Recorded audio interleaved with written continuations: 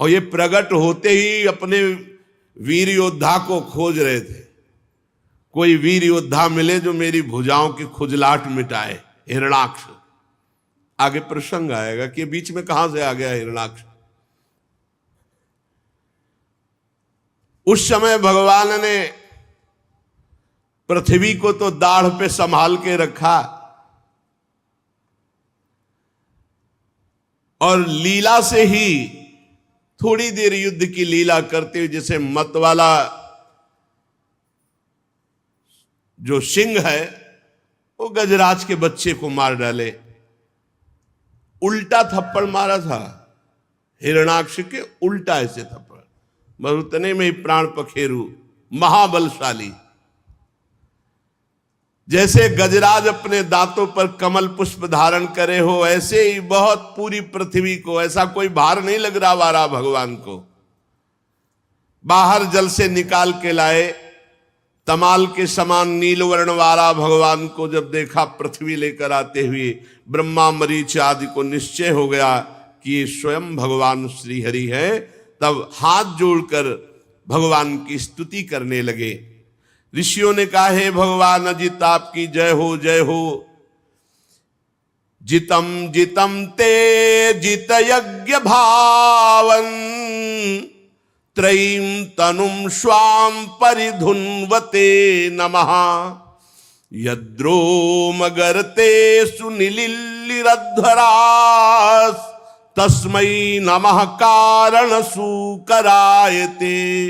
जय हो वारा भगवान आपकी जय हो।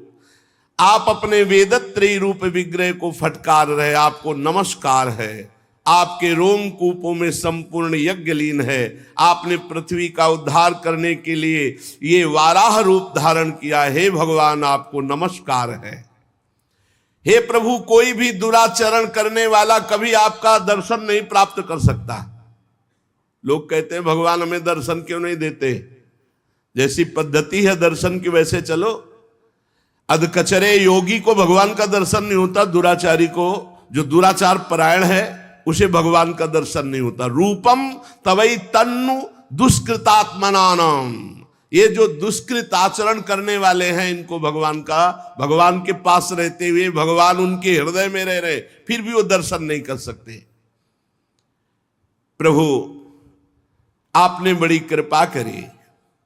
समस्त मंत्र देवता द्रव्य यज्ञ कर्म सब आपके स्वरूप है, आपको नमस्कार है। वैराग्य भक्ति और मन की एकाग्रता से ही आपका अनुभव किया जा सकता है। वैराग्य भक्ति और मन की एकाग्रता से ही आपका अनुभव किया जा सकता है। आप सबको विद्या प्रदान करने वाले विद्या गुरु हैं। जिसके हृदय में भी ज्ञान होता है भगवान देते हैं। आपको पुनः पुनः प्रणाम है। प्रभु आपके दांतों पर रखी हुई भूमंडल बड़ा सुशोभित हो रहा है।